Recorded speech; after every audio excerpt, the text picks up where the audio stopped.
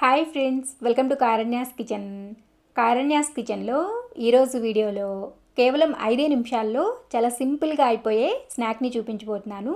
Corn chips చాలా టేస్టీగా ఉంటాయి.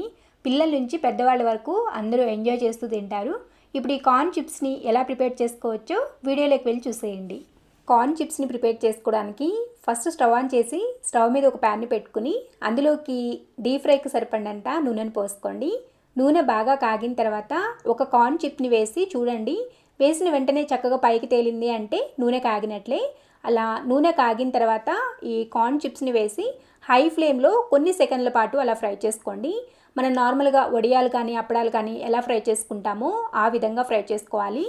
అండ్ ఈ చిప్స్ అనేవి నార్మల్గా మనకి స్టోర్లో ఎక్కడైనా కూడా ఈజీగా అవైలబుల్గా దొరుకుతాయి, లేదంటే కిరాణా షాపుల్లో కూడా ఈజీగా దొరుకుతాయి.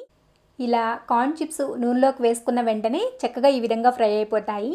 ఇప్పుడు వీటిని తీసి ఒక గరిటెలోకి వేసుకుని అందులో ఉన్న ఎక్స్ట్రా ఆయిల్ అంతా కూడా పోనివ్వండి.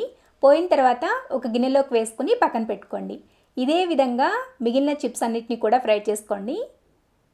ఇలా అన్నిటినీ కూడా ఫ్రై చేసుకుని ఒక గిన్నెలోకి వేసుకుని పక్కన పెట్టుకున్న తర్వాత ఇలాంటి గరిటెను ఒకదాన్ని నూనెలోకి పెట్టుకుని ఇందులోకి ఒక పావు కప్పు వరకు పల్లీలు అండ్ కొన్ని జీడిపప్పు ముక్కల్ని వేసుకోండి. మీకు జీడిపప్పు ముక్కలు దగ్గర లేకపోయినా లేదంటే మీకు ఇష్టం లేకపోతే స్కిప్ చేసేయచ్చు. వీటిని హై ఫ్లేమ్లోనే చక్కగా ఫ్రై చేసుకోండి. పల్లీలు చక్కగా ఫ్రై చేసుకున్న తర్వాత వీటిని కూడా తీసేసుకొని ఆ కార్న్ చిప్స్లోకే వేసుకోండి. లాస్ట్లో కొద్దిగా కరివేపాకును కూడా వేసుకుని ఫ్రై చేసుకోండి. ఈ కరివేపాకు ఫ్రై చేసుకున్న వాటిని కూడా ఆ చిప్స్లోనే వేసుకోండి. ఇవి వేడి మీద ఉన్నప్పుడే ఉప్పు కారం పట్టించుకుంటే టేస్ట్ బాగుంటుంది. ఇప్పుడు ఇందులోకి మీ రుచికి తగినంత ఉప్పు అండ్ ఒక హాఫ్ టీ స్పూన్ అంత కారం, ఒక హాఫ్ టీ స్పూన్ చాట్ మసాలాను వేసుకుని చక్కగా కలిసేట్లు ఒకసారి కలుపుకోండి. అంతే, చాలా సింపుల్ అండ్ చాలా టేస్టీగా ఉండే స్నాక్ అయితే రెడీ అయిపోయింది. మీరు కూడా మీ ఇంట్లో ఈ విధంగా కార్న్ చిప్స్ని ట్రై చేయండి.